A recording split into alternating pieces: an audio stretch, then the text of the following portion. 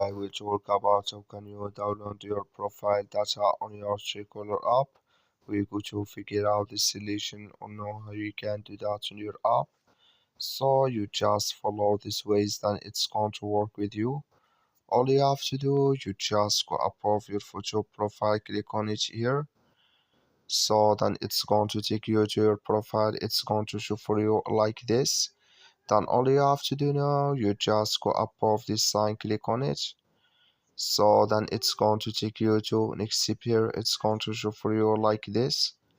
You click here on privacy center, just click on it. Then you come to next step here. It's going to show for you like this here. You go down.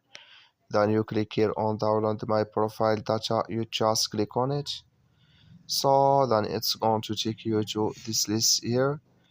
So just switching then here it's going to download with you like you see now.